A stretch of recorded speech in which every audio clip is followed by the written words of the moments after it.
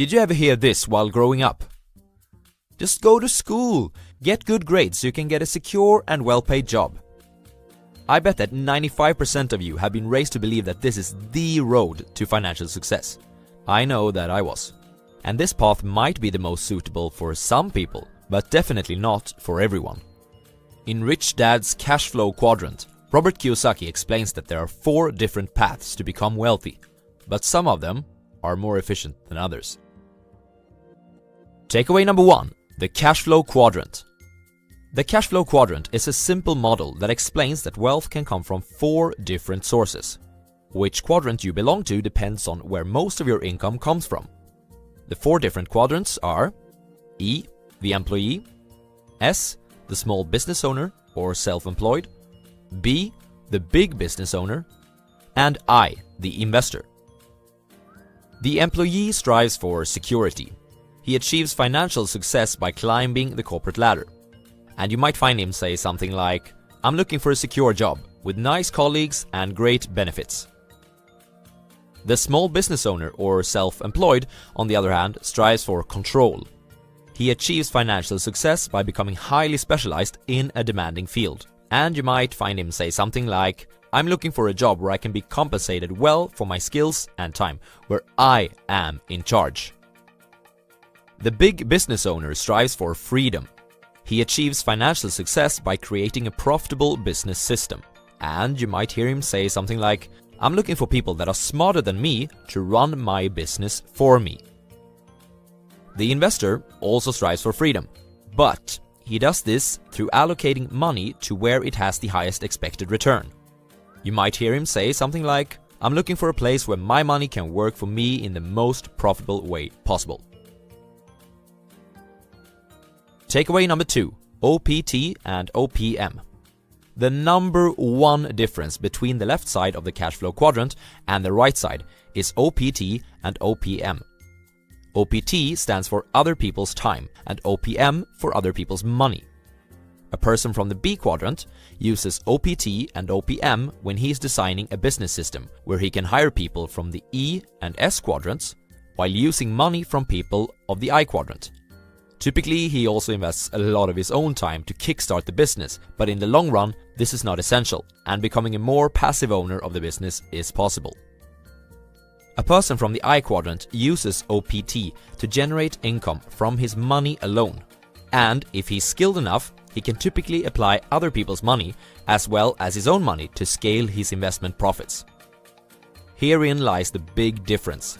People from the E and S quadrants never get to use OPT or OPM. Therefore, the more successful they become in their quadrants, the more money they make, but at the same time, their workload increases. Takeaway number 3, the pros and cons of the quadrants.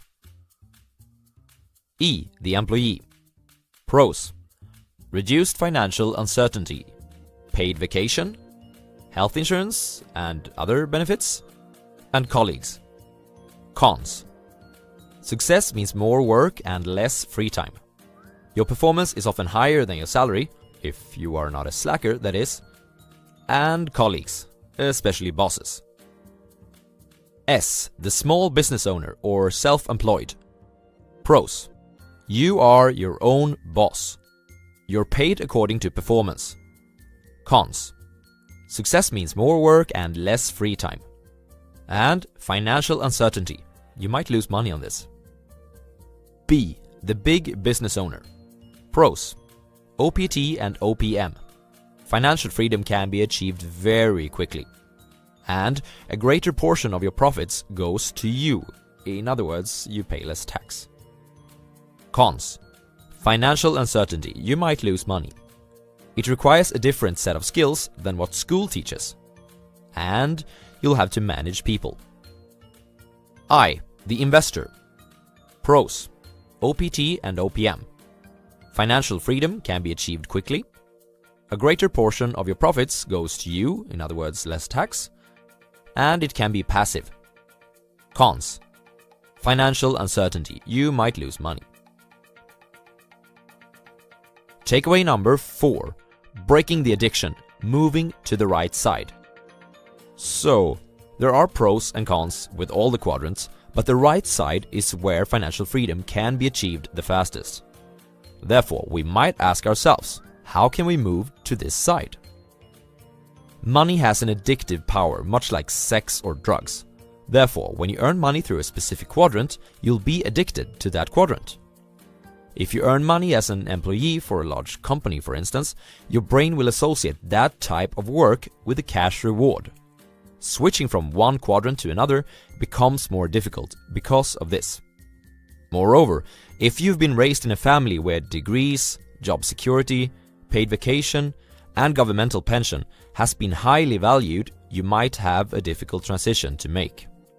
Here are some potential mental obstacles for the conversion. You're taking too many risks.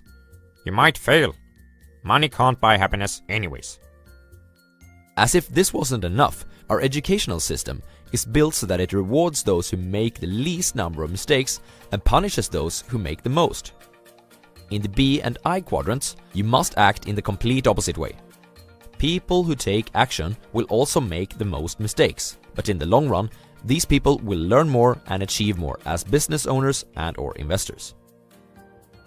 Thomas Edison was criticized for making 1014 mistakes before creating the electric light bulb. In response, he said, "I did not fail 1014 times. I successfully found out what did not work 1014 times." The transition won't be easy, but a great start is to surround yourself with people who have made the journey before and learn from those that are already successful in the B and I quadrants. Takeaway number 5. The 5 levels of investors. According to Robert Kiyosaki, there are 5 different levels of investors. Starting from the bottom, we have 1. The zero financial intelligence level. At this level, we have the people who have nothing to invest at all. Each month, their expenses are higher than their income, often because they forget to pay themselves first, which is the most fundamental strategy for wealth building taught in the classic The Richest Man in Babylon. 2. The savers are losers level. Placing hard-earned money under a mattress or in a low-interest bank account will put you in the top 50% of people financially, but that doesn't mean that it's a solid personal finance plan. Why? Because of inflation. Between 1980 and 2017, the value of the Swedish crown was reduced by 69%, for instance. 3. The I'm too busy level. A lot of people are simply too busy with their careers, family, friends and vacations to dedicate time to investing. They therefore hand over their money to someone else to do it. The problem with this approach is that such a person will never learn how to invest. 4. The I'm a professional level. This is the do-it-yourself investor. He uses his own money and takes his own decisions. He is educating himself in the subject but hasn't evolved to the last level yet. As you are watching this channel, I expect that you already are at this level, or higher, or that your intentions are to get here. 5. The capitalist level. This is an investor who comes from the B quadrant and has learned how to use the concepts from there in his investing. For example, he is not investing alone. He has advisors that help him gather information about the markets, and in that using OPT. Furthermore, he uses OPM as well as his own money. He has also learned how to use corporations to reduce taxation levels of his capital gains. The level 5 investor is the person who will reach financial freedom first among all of the investors. What level of investor are you? Here's the recap. There are 4 different roads to financial success. You may succeed as the employee, the self-employed, the business owner, and/or the investor. The right side of the cash flow quadrant uses OPT and OPM. There are pros and cons with each of the quadrants, and depending on your personality and goals in life, one might be more suitable than the others. If you wish to move to the B and I quadrants, you must learn to accept risks, make mistakes, and surround yourself with others that have achieved what you wish to do. There are 5 levels of investors, and the greatest profits goes to the level 5 investor, who has learned how to implement business concepts in his investing approach. Thanks for watching, everyone. See you next time.